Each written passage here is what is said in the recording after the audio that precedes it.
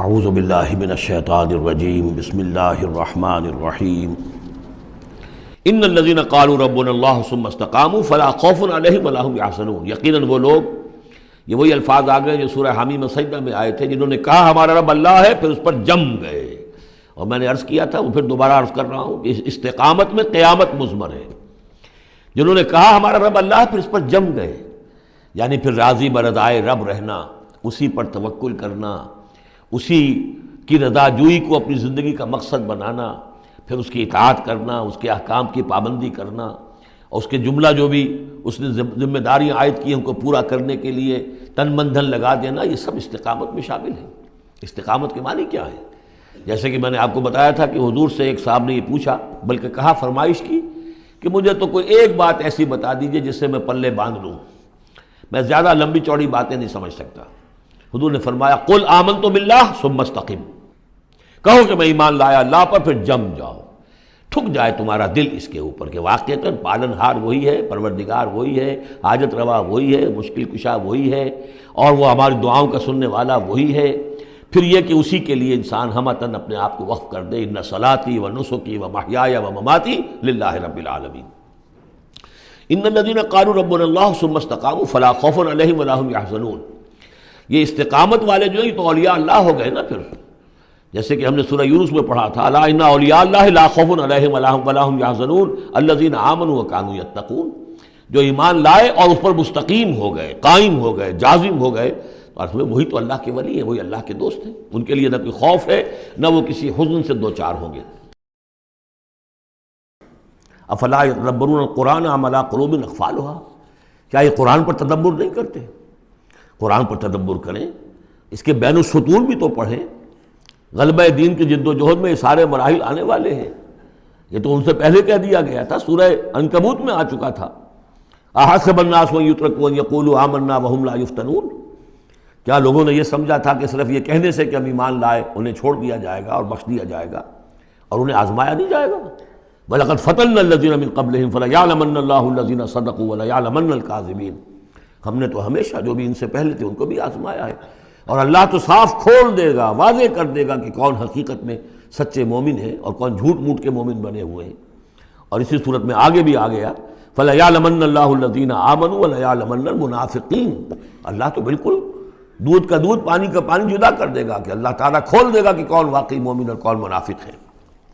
تو کیا یہ لوگ قرآن پر تدبر نہیں کرتے یا ان کے دلوں پر قفل پڑ چکے ہیں؟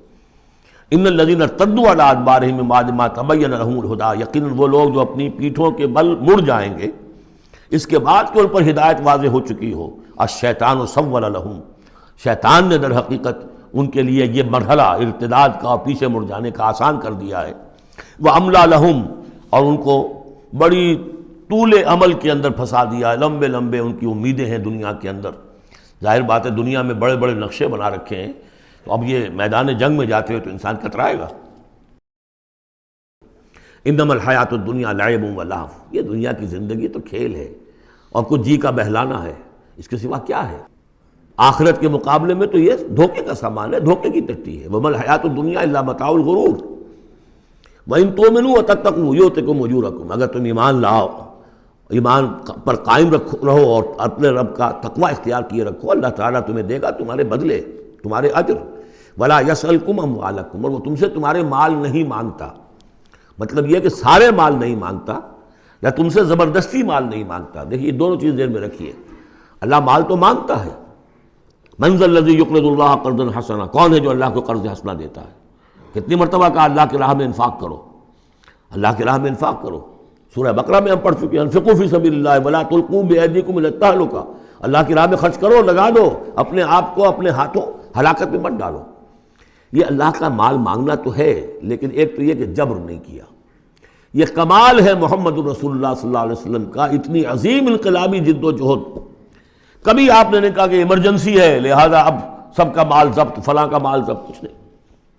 جو بھی تشویق ہے، ترغیب ہے، لیکن جس نے دیا اپنی مرضی سے دیا، سوائے ایک جنگ کے نفیر عام بھی نہیں تھی۔ تشویق ہے، ترغیب ہے، حرض المومنین علی القتال، نکلو اللہ کی راہ میں۔ شہادت جو ہے اس کو اپنا مقصود سمجھو، شہادت ہے مطلوب و مقصود مومن، جبر نہیں کیا۔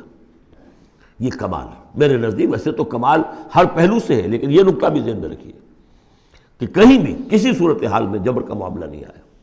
تو اللہ تعالیٰ تم سے جبرن نہیں مانگتا یا کل کے کل مال نہیں مانگتا۔ ان یسألکموہا، اگر وہ تم سے مانگے تمہارے سارے مال، فیحفکم، اور تم پر سختی کرے اور تنگی کرے، تبخلوا، تم بخل سے کام لوگے، ویخرج اضغانکم، اور اللہ ظاہر کر دے گا پھر تمہارے اندر کے کھوٹ کو، جو تمہارا کھوٹ اندر ہے وہ زبانوں پر آ جائے گا، جیسا کہ غزوہ احزاب کے موقع پر آ گیا کہ ما وعدنا اللہ ورسولہ الا غرورا، منافقین نے یہ بات کہہ دی کھلم کھلا کہ اللہ اور اس کے رسول نے تو ہمیں دھوکہ دیا، سب باغ دکھائے۔ ہاں انتم ہؤلاء تدعون لتنفقوا فی سبیل اللہ، تمہیں بلایا جا رہا ہے، ترغیب دی جا رہی ہے، تمہیں تشویق دی جا رہی ہے کہ تم اللہ کی راہ میں خرچ کرو، لتنفقوا فی سبیل اللہ، فمنکم من یبخل، تم میں سے کوئی وہ بھی ہے جو بخل سے کام لیتے ہیں، ومن یبخل فانما یبخل عن نفسہ، جو کوئی بخل سے کام لے رہا ہے وہ بخل اپنے آپ سے کر رہا ہے، وہ اپنے وہ فائدے چھوڑ رہا ہے کہ جو انفاق سے اسے ملیں گے۔ ایک کے 700 ملتے ہوں تو اگر نہیں دے رہے آپ ایک، تو کس کا گھاٹا کیا؟ اپنا نقصان کیا نا۔ تو وہ تو اپنی جان سے ہی نفس کا جو ہے بخل کر رہا ہے۔ واللہ الغنی وانتم الفقراء، اور اللہ تعالیٰ تو غنی ہے، یہ تو تمہارے امتحان کے لیے مانگ رہا ہے تم سے، اللہ کو قرض دو۔ اللہ تعالیٰ تم سے صدقات بھی قبول کر لیتا ہے، وَيَقْبَلُ الصَّدَقَاتِ، صدقات قبول کر لیتا ہے۔ یہ اللہ تعالیٰ کی طرف سے تمہارے لیے تمہارا اعزاز ہے، اکرام ہے۔ واللہ الغنی، حالانکہ وہ غنی ہے، وانتم الفقراء، اور محتاج اصل میں تم ہو۔ وَإِن تَتَوَلَّوْا، یہ آیت بڑی فیصلہ کن ہے۔ ان تتولوا، اگر تم پیٹھ پھیر لوگے، یستبدل قوما غیرکم، تو تمہیں ہٹا کر کسی اور قوم کو لے آئے گا، ثم لا یکونوا امثالکم، پھر وہ تمہاری طرح کے نہیں ہوں گے۔ اب یہ ہو سکتا ہے کہ اس کا اطلاق جو ہے اس وقت کے کچھ لوگوں پر بھی ہوا ہو کہ جنہوں نے منافقت کی بنا پر پیٹھ موڑ لی، اللہ نے اپنے نبی کے لیے ان سے زیادہ جو ہے جانثار قسم کے اہل ایمان جو ہے وہ فراہم کر دیے۔ انا ارسلناک شاہدا ومبشرا ونذیرا، اے نبی ہم نے بھیجا ہے آپ کو شاہد بنا کر، وہی شاہد، گواہی دینے والا۔ یہاں اپنے قول اور اپنے عمل سے اللہ کے دین کی گواہی دی، قیامت میں کھڑے ہو کر عدالت میں پروزیکیوشن وٹنس کی حیثیت سے کہیں گے اے اللہ تیرا دین جو مجھ تک آیا تھا میں نے پہنچا دیا تھا، اب یہ ان کے ذمے ہے۔ فَكَيْفَ إِذَا جِئْنَا مِن كُلِّ أُمَّةٍ بِشَهِيدٍ وَجِئْنَا بِكَ عَلَىٰ هَٰؤُلَاءِ شَهِيدًا، ہم نے آپ کو بھیجا ہے گواہ بنا کر اور بشارت دینے والا بنا کر اور خبردار کرنے والا بنا کر، لِتُؤْمِنُوا بِاللَّهِ وَرَسُولِهِ، تاکہ اے مسلمانوں تم ایمان رکھو اللہ پر اور اس کے رسول پر، وَتُعَزِّرُوهُ وَتُوَقِّرُوهُ، اور اللہ کے رسول کی تو تم مدد بھی کرو اور ان کی تعظیم کرو، توقیر کرو، وَتُسَبِّحُوهُ بُكْرَةً وَأَصِيلًا، اور اللہ کی تم تسبیح کرو صبح شام۔ یہاں دیکھیے اس آیت میں لِتُؤْمِنُوا بِاللَّهِ وَرَسُولِهِ، اللہ اور اس کے رسول دونوں پر ایمان رکھو، پھر رسول کے لیے وَتُعَزِّرُوهُ وَتُوَقِّرُوهُ، اور اللہ کے لیے وَتُسَبِّحُوهُ بُكْرَةً وَأَصِيلًا، اس کی تسبیح بیان کرو صبح شام۔ هُوَ الَّذِي أَرْسَلَ رَسُولَهُ بِالْهُدَىٰ وَدِينِ الْحَقِّ لِيُظْهِرَهُ عَلَى الدِّينِ كُلِّهِ، یعنی یہ جو سلسلہ اب جا رہا ہے صراط مستقیم، سیدھا راستہ، کس منزل کی طرف جا رہا ہے؟ دنیا میں مسلمانوں تمہاری جد و جہد کی منزل کیا ہے؟ اللہ کے دین کا غلبہ، اس لیے کہ ہم نے اپنے رسول کو بھیجا ہی اس کام کے لیے۔ یہ سورہ توبہ میں آیت ہم پڑھ چکے ہیں، فرق صرف یہ ہے کہ وہاں پر تھا هو الذی ارسل رسولہ بالہدی ودین الحق لیظہرہ علی الدین کلہ ولو کرہ المشرکون، یہاں آخری حصہ ہے وکفی باللہ شہیدا۔ لیکن سورہ توبہ والی آیت جو کہ تم پھر سورہ صف میں آ جائے گی، وہ بھی اب زیادہ دور نہیں رہی ہے، وہ بھی ہم جلدی پڑھیں گے۔ تو اللہ نے تو بھیجا ہے اپنے رسول کو صلی اللہ علیہ وسلم الہدا دے کر، یعنی قرآن حکیم جو ہدایت کاملہ ہے، نو انسان را پیام آخری حامل او رحمت للعالمین، هو الذی ارسل رسولہ بالہدی ودین الحق، اور دین حق دے کر بھیجا ہے۔ یہ دین کی بات کیجئے، اب دیکھیے الدین، ان اقیم الدین، اللہ کے دین کو قائم کرو۔ ام لہم شرکاء شرعوا لہم من الدین ما لم یأذن بہ اللہ، کیا ان کے شریکوں نے بھی کوئی دین دیا ہے انہیں؟ اللہ نے انہیں دین حق دیا ہے، اور دین حق اس لیے دیا ہے کہ اسے غالب کرے کل کے پورے نظام زندگی کے اوپر، پورے نظام زندگی پر۔ وہی ہے جس نے بھیجا ہے اپنے رسول کو صلی اللہ علیہ وسلم بالہدا، ہدایت دے کر، قرآن دے کر، ودین الحق، اور سچا دین، حق دین، عادلانہ نظام زندگی دے کر، لیظہرہ علی الدین کلہ، تاکہ وہ غالب کریں اسے کل کے کل نظام زندگی پر، وکفی باللہ شہیدا، اور کافی ہے اللہ مدد کے لیے۔ عام طور پر ترجمہ یہاں پر گواہ کا کیا گیا ہے، آپ نے دیکھا ہوگا، لیکن یہاں اس لفظ شہید کا مطلب جو مدد کے ہے۔ اس کے لیے یہ کہ نوٹ کیجئے جو سورہ بقرہ کے تیسرے رکوع میں آیا تھا، فَإِن كُنتُمْ فِي رَيْبٍ مِّمَّا نَزَّلْنَا عَلَىٰ عَبْدِنَا فَأْتُوا بِسُورَةٍ مِّن مِّثْلِهِ وَادْعُوا شُهَدَاءَكُم مِّن دُونِ اللَّهِ إِن كُنتُمْ صَادِقِينَ، بلا لو اپنے مددگاروں کو اللہ کے سوا اگر تم سچے ہو۔ تو چونکہ اصل میں شہیدہ کے معنی تو ہے حاضر ہونا، شہیدہ یشہدو کسی کی موجودگی اور حاضری، جو موجود ہوتا ہے وقوع پر وہی صحیح گواہی دینے کا اہل ہے، اس لیے اس کے معنی گواہی کے پیدا ہو گئے، اور جو موجود ہو وہی آپ کی مدد بھی کر سکتا ہے، اس لیے اس کے معنی مددگار کے بھی ہیں۔ آپ کا کوئی دوست ہے، بڑا آپ کا بہی خواہ ہے، لیکن جب آپ پر کوئی ستم ہو رہا تھا، ظلم ہو رہا تھا، زیادتی ہو رہی تھی، وہ موجود ہی نہیں تھا بیچارہ، وہ کیا کرے گا؟ آپ کی مدد نہیں کر سکتا۔ تو مددگار بھی معنی ہے لفظ شہید کے۔ وَكَفَىٰ بِاللَّهِ شَهِيدًا، اللہ کافی ہے مددگار کی حیثیت سے۔ محمد الرسول اللہ والذین معہ، یہ وہ جماعت ہے جو اس بیعت کی بنیاد پر وجود میں آئی ہے۔ نوٹ کر لیجئے اس بات کو، یہ بیعت کے تذکرے کے ساتھ اب یہ آیت آ رہی ہے۔ محمد الرسول اللہ صلی اللہ علیہ وسلم ایک بیعت تو وہ لیتے تھے کہ جو کوئی ایمان لاتا تھا ایمان کی بیعت، لیکن جو آپ نے اہل مکہ سے کبھی نہیں لی، بلکہ وہاں تو جس نے بھی کہہ دیا اشہد ان لا الہ الا اللہ واشہد ان محمد رسول اللہ، کوئی فارمل ڈیکلیریشن، کوئی اور اس کے لیے کوئی سمبولک کوئی اقدام نہیں تھا، الا یہ کہ کوئی باہر سے آتا تھا تو بیعت ہوتی تھی۔ اس کے بعد آپ نے بیعت مکے میں دو لی ہیں، بیعت عقبہ اولیٰ، بیعت عقبہ ثانیہ۔ اور بیعت عقبہ ثانیہ کی بیعت وہ ہے کہ جس سے اب وہ ایک جماعتی شکل بنی ہے، اس لیے کہ اس کے الفاظ کیا ہیں، متفق علیہ روایت ہے، یہ بخاری اور مسلم دونوں میں، راوی اس کے حضرت عبادہ بن صامت ہیں رضی اللہ تعالیٰ عنہ۔ وہ بیعت کیا تھی؟ بایعنا رسول اللہ صلی اللہ علیہ وسلم علی السمع والطاعۃ فی العسر والیسر والمنشط والمکرہ وعلی عثرۃ علینا وعلی لا ننازع الامر اہلہ وعلی ان نقول بالحق اینما کنا لا نخاف فی اللہ لومۃ لائم۔ ہم نے بیعت کی تھی اللہ کے رسول سے کہ آپ کا ہر حکم سنیں گے اور مانیں گے، اطاعت کریں گے، فی العسر والیسر، خواہ مشکل ہو اور خواہ آسانی ہو، والمنشط والمکرہ، خواہ ہماری طبیعتیں آمادہ ہو، خواہ ہمیں اپنی طبیعتوں پر جبر کرنا پڑے، وعلی عثرۃ علینا، خواہ ہم پر دوسروں کو ترجیح دی جائے، ہم کبھی نہیں کہیں گے کہ ہم آپ کے پرانے ساتھی ہیں، آپ نے بالکل ایک نووارد کو ہمارے اوپر امیر کیسے مقرر کر دیا، نہیں، اٹس یور پریروگیٹو، یہ آپ کا اختیار ہوگا، جس کو آپ چاہیں امیر بنائیں۔ وعلیٰ اللہ ننازع الامر اہلہ، جنہیں آپ والی امر بنا دیں گے، امیر بنا دیں گے، ان سے بھی ہم جھگڑیں گے نہیں، ان سے تعاون کریں گے، ان کی اطاعت کریں گے۔ جیسے کہ ایک اور حدیث میں حضور نے فرمایا، من اطاعنی فقد اطاع اللہ ومن عصانی فقد عصی اللہ، جس نے میری اطاعت کی اس نے اللہ کی اطاعت کی، اور جس نے میری نافرمانی کی اس نے اللہ کی نافرمانی کی۔ ومن اطاع امیری فقد اطاعنی، جس نے میرے مقرر کردہ امیر کی اطاعت کی اس نے میری اطاعت کی۔ ومن عصا امیری فقد عصانی، جس نے میرے مقرر کردہ امیر کی نافرمانی کی اس نے میری نافرمانی کی۔ اب ظاہر بات ہے جب جماعتی زندگی ہوتی ہے تو ایک ہی امیر نہیں ہوتا، اب ایک فوج ہے، ایک سپہ سالار ہے، لیکن اور چھوٹے چھوٹے جو اس کے حصے ہیں، میمنہ پر کوئی اور ہے، میسرہ پر کوئی اور ہے، اب قلب پر کوئی اور ہے، چھوٹے چھوٹے کمانڈرز بھی تو ہیں، چھوٹی سی کمپنی ہے، پلاٹون ہے، پھر بٹالین ہے، بٹالین سے اوپر پھر ریجیمنٹ ہے، ہر جگہ پر جو ہے اس کے جو آفیسرز موجود ہیں، جو کمانڈرز موجود ہیں، ان سب کا سلسلے وار سب و طاعت کا نظام اگر نہیں ہوگا تو وہ فوج کہاں ہوئی؟ اس طرح ایک جماعت ہے، ایک پورے ملک کے اندر جماعت ہے، اس کا امیر ہے، پھر اس کے کئی صوبائی اس کی شاخیں اس کے امیر ہیں، تو یہ تو نظام اس طرح چلے گا۔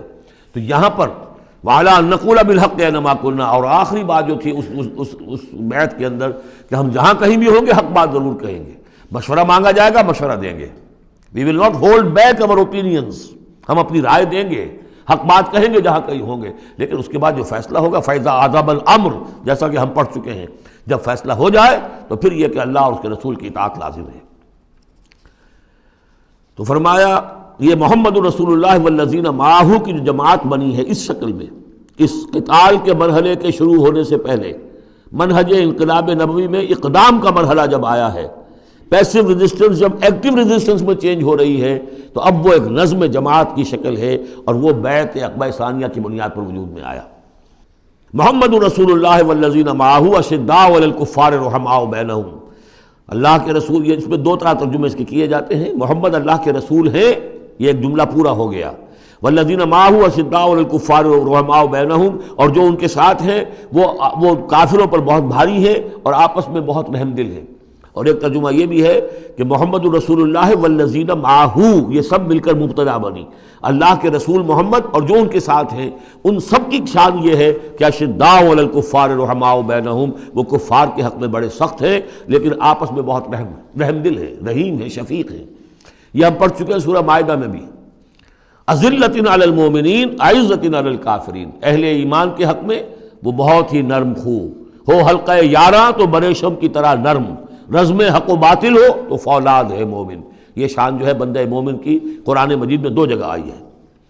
تراہم رکعاً سجدا یبتغون فضلا من اللہ ورضوانا، تم دیکھو گے ان کو کبھی سجدے میں گرے ہوئے ہوں گے اور کبھی رکوع کر رہے ہوں گے، وہ اپنے رب کے فضل کے متلاشی رہتے ہیں ہر دم ہر آن، اور اللہ کی رضا چاہتے ہیں۔ سیماہم فی وجوہہم من اثر السجود، اور ان کی جو نشانی ہے وہ ان کے چہروں میں جو اثرات پیدا ہوتے ہیں سجدے سے۔ سجدے سے عام طور پر تو خیال یہ ہوتا ہے کہ یہی جو گھٹا پڑ جاتا ہے یہی سجدے کا نشان ہے، لیکن اس کے علاوہ بھی نمازیوں کے چہرے میں ان کی نماز کی ایک کیفیت ہوتی ہے، نورانیت ہوتی ہے کہ جو ان کے چہروں کے اندر موجود ہوتی ہے۔ ذالک مثلہم فی التوراۃ، یہ ہے ان کی مثال اور تمثیل جو تورات میں آئی تھی، ومثلہم فی الانجیل، اور انجیل میں جو ان کی مثال دی گئی تھی وہ یہ ہے کزرع اخرج شطأہ، جیسے ایک کھیتی وہ اپنا پٹھا نکالتی ہے، فآزرہ، پھر اسے گاڑھا کرتی ہے، فاستغلظ، اور فاستویٰ، اس کو مضبوط کرتی ہے اور پھر اسے گاڑھا کرتی ہے، فاستویٰ علی سوقہ، پھر اپنی نال پر کھڑی ہو جاتی ہے۔ چھوٹی سی کوئی کوپل پھوٹتی ہے، پھر وہ بڑھتی ہے، نرم سی ہے، پھر ذرا اس کا جو تنا بنتا ہے اس کے اوپر پھر کھڑی ہو جاتی ہے سیدھی۔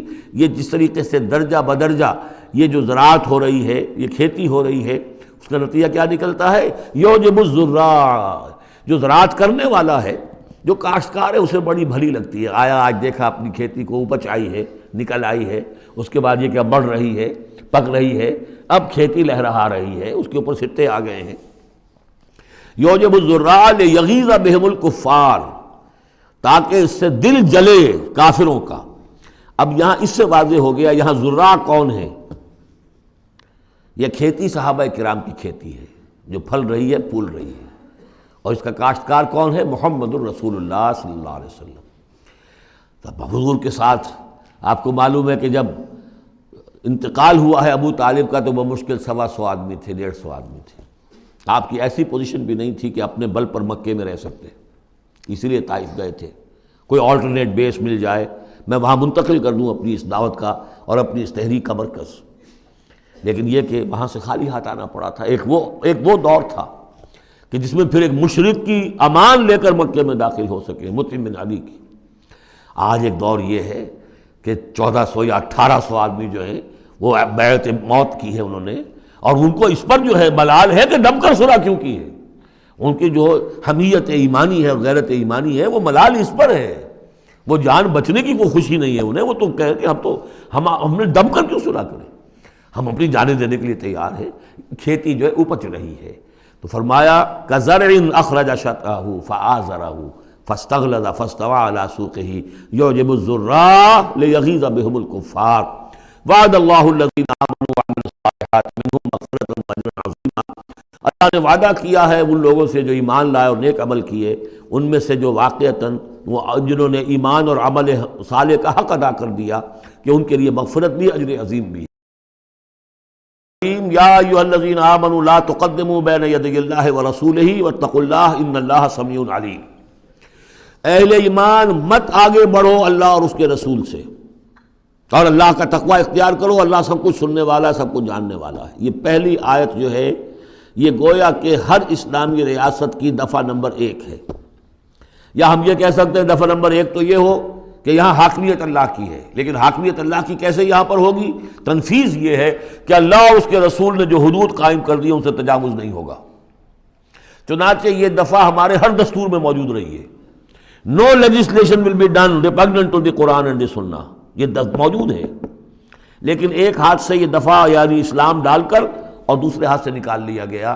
ایک آئیڈیولوجیکل کونسل بنا دی گئی ہے، وہ غور کرتی رہے گی، کوئی قانون کوئی خلاف ہے اگر اسلام کے تو وہ رپورٹ پیش کرتی رہے گی، سال بسال رپورٹیں آتی رہیں گی۔ کوئی لازم نہیں ہے دستور کی روح سے کہ ان کی دی ہوئی رپورٹ پر عمل بھی ہوگا، لہذا وہ الماریوں پر الماریاں بھرتی رہیں۔ کام ہوا ہے، محنتیں ہوئی ہیں، کوششیں ہوئی ہیں، ان میں ایک بڑی اچھی محنت ہوئی تھی جو اقتصادیات کے بارے میں ہوئی تھی کہ سود کے بغیر کیسی بینکنگ کا نظام قائم کیا جائے، اس میں بڑی محنت ہوئی ہے، لیکن دستور میں کوئی گارنٹی نہیں ہے کہ اس آئیڈیولوجیکل کونسل کی کوئی سفارشات لازماً وہ ان کی تنفیذ بھی ہوگی۔ تو معلوم ہوا کہ وہ بس ایک ایکسرسائز ان فیوٹیلیٹی ہے اکثر و بیشتر۔ تو فرمایا پہلی بات تو یہ طے کر لو کہ اللہ کا حکم اور اس کے رسول کا حکم، کتاب اور سنت، no legislation can be done here repugnant to the book of Allah, Quran and the Sunnah of the Prophet sallallahu alaihi wasallam۔ یہ ہے اصل الاصول، یہ ہے دفعہ، کہ اس دفعہ سے اب یہ ریاست اسلامی بن گئی کہ جو بھی لیجسلیٹو باڈی آپ بنائیں، اسے آپ پارلیمنٹ کہیں، اسے مجلس ملی کہیں، اسے آپ کانگریس جو چاہیں کہیں، اس کی لیجسلیٹو اتھارٹی جو ہے وہ لمیٹڈ ہے، limited by the injunctions of the Quran and the Sunnah۔ اس دائرے کے اندر وہ قانون سازی کر سکتے ہیں، اس لیے کہ اس دائرے کے اندر جو کچھ ہے وہ مباح ہے، اور مباح کے اندر آپ اکثریت کے ساتھ فیصلہ کر لیجئے۔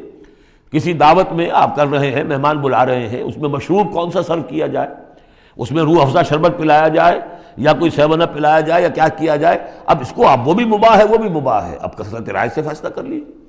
لیکن کثرت رائے کیا 100% رائے بھی اللہ کے کسی حکم میں ترمیم نہیں کر سکتی، وہ تو دائرہ ہے، اس دائرے کے اندر رہنا ہے، جس کو کہ ایک حدیث سے حضور نے بہت عمدگی سے واضح کیا ہے۔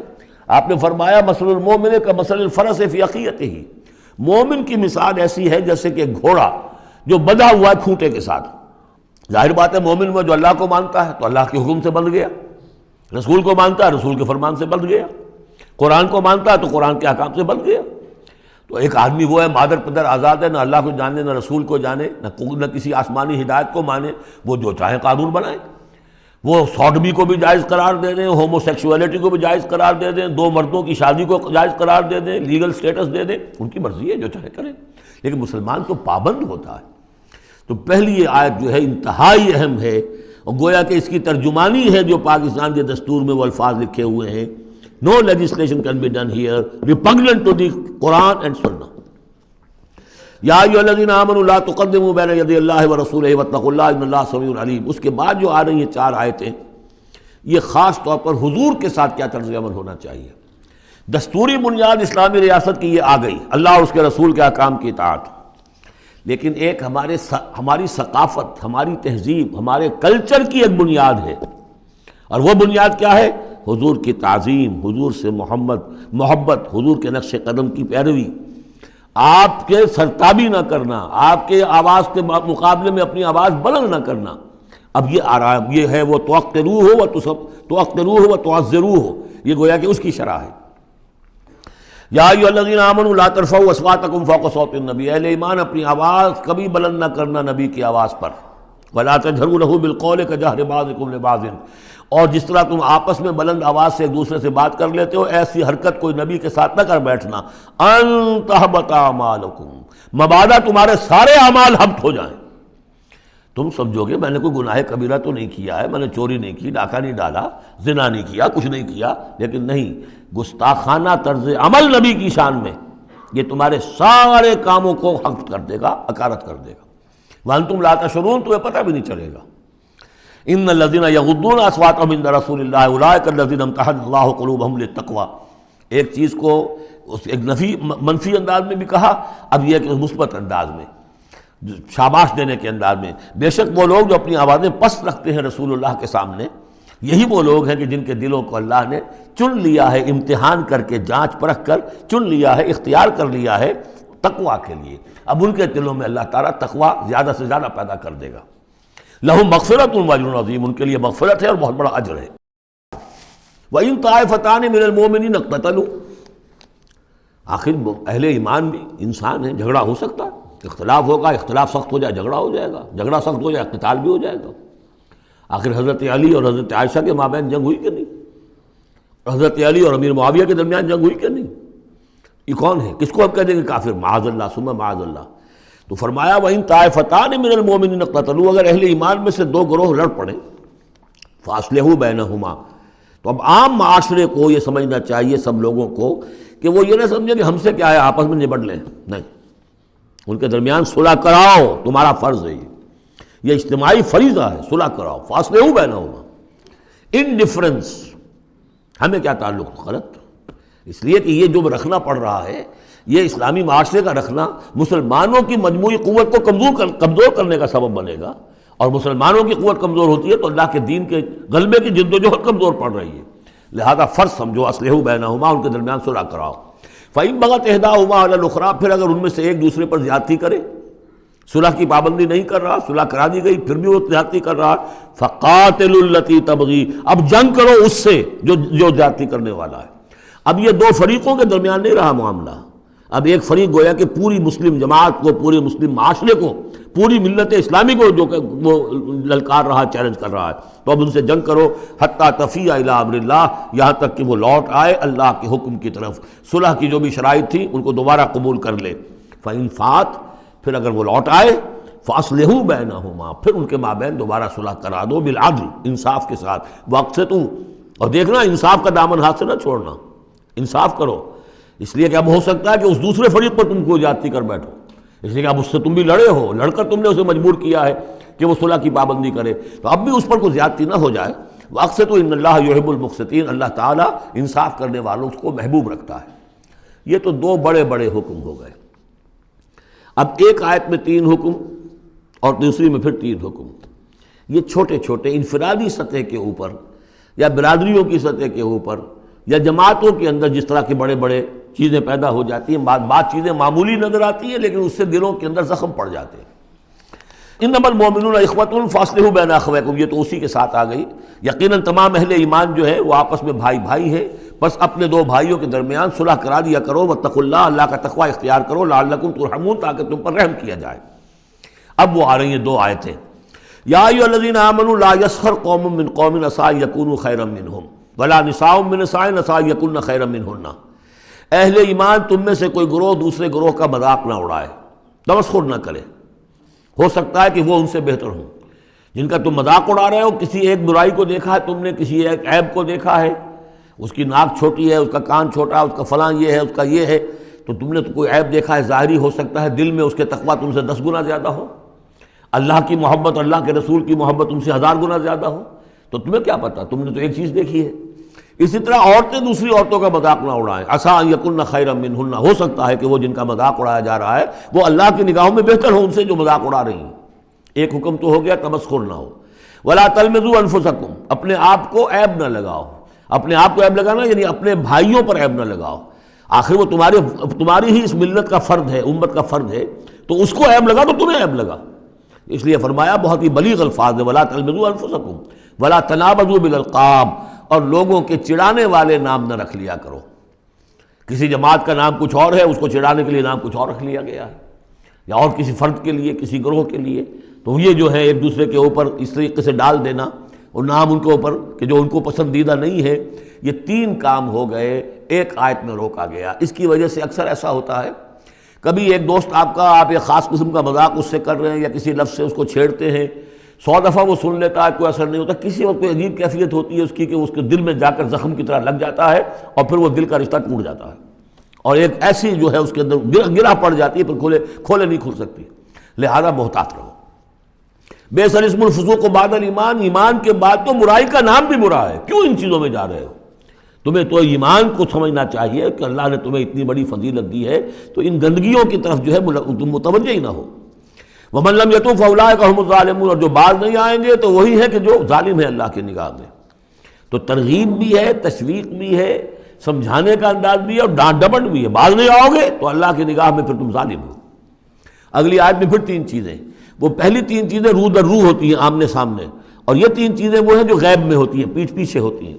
یا ایھا الذین آمنوا اجتنبوا کثیرا من الظن ان بعض الظن اسم، اہل ایمان زیادہ ظن کرنے سے بچو، خام خواہ گمان بٹھا لینا کسی کے بارے میں، جب تک کہ کوئی بات ظاہر نہ ہو جائے، کسی کی طرف سے کوئی روش یا رویہ یا کوئی اقدام جو ہے واضح طور پر سامنے نہ آ جائے، اپنے دل میں خام خواہ کوئی اس کے بارے میں جس کو ہم کہتے ہیں سوء ظن پیدا کر لینا، ان بعض الظن اسم، بعض ظن جو ہے وہ تو گناہ کے درجے تک پہنچ جائیں گے، اس لیے کہ تم نے اپنے دل میں بات بٹھا لی ہے حالانکہ اس میں وہ شے ہے ہی نہیں، لہذا یہ تمہاری طرف سے گویا کہ ایک تہمت ہو رہی ہے اس کے اوپر، قلبی طور پر تو تہمت ہو گئی۔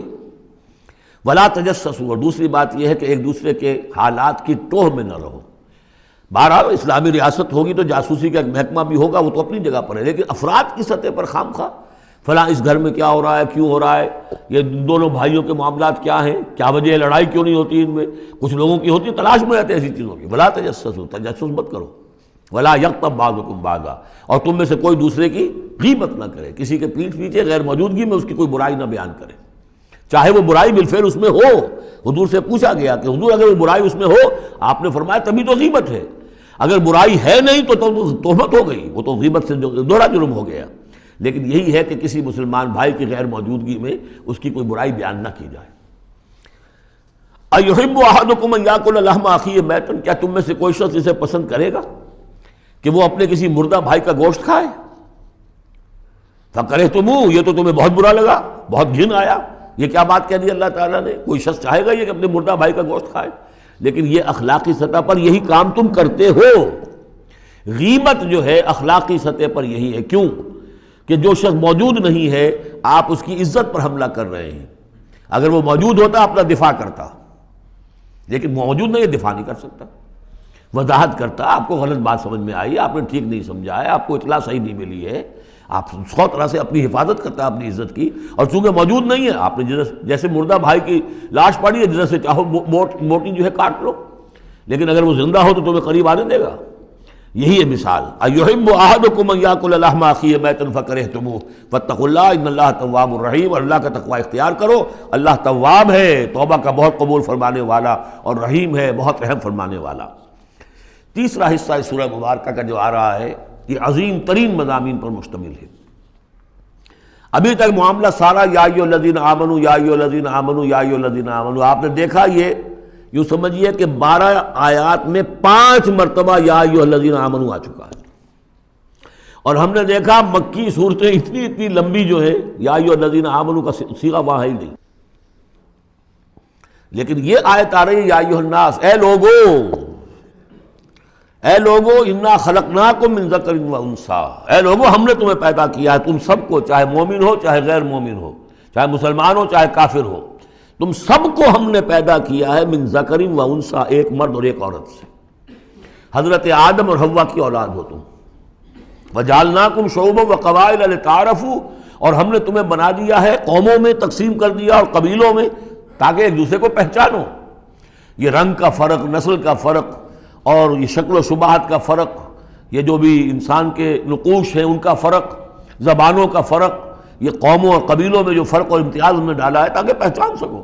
سارے انسان ایک ہی رنگ کے، ایک ہی شکل و صورت کے، ایک ہی معلوم ہوتا کہ سانچہ ہے فیکٹری کا، اسی میں سے سب بنے چلے آ رہے ہیں، ایک ہی زبان بولتے تو پہچانتے کیسے ایک دوسرے کو؟ یہ سارا ہے صرف پہچان کے لیے. یہ نہیں ہے کہ فلاں نسل اعلیٰ ہے، فلاں گھٹیا ہے، فلاں اونچی ہے، فلاں نیچی ہے. جیسا کہ آپ نے خطبہ دیا تھا جو آخری خطبہ ہے حجۃ الوداع کا، لا فضل لعربی علی عجمی ولا لعجمی علی عربی ولا لاحمر علی اسود ولا لاسود علی احمر الا بالتقوی. کسی عربی کو، کسی عرب کو عجمی پر کوئی فضیلت نہیں، کسی عجمی کو کسی عرب پر کوئی فضیلت نہیں، کسی سرخ رو کو کسی سیاہ فام پر کوئی فضیلت نہیں، کسی سیاہ فام کو کسی سرخ رو پر کوئی فضیلت نہیں. ہاں فضیلت ہے تو تقوی کی بنیاد پر ہے. ایچ جی ویلز نے اپنی history of a concise history of the world میں یہ پیسج کوٹ کر کے لکھا کہ اگرچہ اس سے پہلے بھی تاریخ انسانی میں human fraternity, equality and freedom, انسانی حریت و اخوت و مساوات کے واس تو بہت کہے گئے، لیکن یہ ہے کہ تاریخ انسانی میں یہ ماننا پڑتا ہے کہ پہلی مرتبہ ان اصولوں پر بالفعل ایک معاشرہ قائم کیا محمد نے صلی اللہ علیہ وسلم. حالانکہ دشمن ہے، اس نے حضور کی سیرت پر حملے کیے ہیں بالکل وہی اسی طرح کے جیسے رشدی نے کیے ہیں. رشدی نے ذرا انداز اور زیادہ گھناؤنا استعمال کیا، چونکہ وہ تو فکشن اس نے ایک طور سے بنائی ہے، لیکن اس نے وہ تاریخ لکھ رہا تھا تو اس طرح کا انداز تو نہیں ہے، لیکن باتیں وہی کہیں. اس کے باوجود کس بات کو ماننے پر مجبور ہو گیا کہ واقعہ یہ ہے کہ محمد نے، وہ تو رسول اللہ تو نہیں مانتا، کہ یہ ماننا پڑتا ہے کہ پہلی مرتبہ for the first time in history ہی established a society based on these principles of human fraternity, equality and freedom. اگرچہ جو تازہ ایڈیشن ہے اس کتاب کا concise history of the world, اس میں سے یہ پیسج نکال دیا ہے. اب تو ایڈیٹرز اور ہیں، البتہ پرانا ایڈیشن کہیں یونیورسٹی سے لیجیے، لائبریری سے، اور وہاں سے آپ کو وہ مل جائے گا پیسے. یا ایھا الناس انا خلقناکم من ذکر و انثی وجعلناکم شعوبا وقبائل لتعارفوا، یہ تعارف کے لیے. ان اکرمکم عند اللہ اتقاکم، یقیناً تم میں سب سے زیادہ باعزت اللہ کے نزدیک وہ ہے جو سب سے بڑھ کر متقی ہے. ان اللہ علیم خبیر، یقیناً اللہ تعالیٰ سب کو جاننے والا اور باخبر ہے.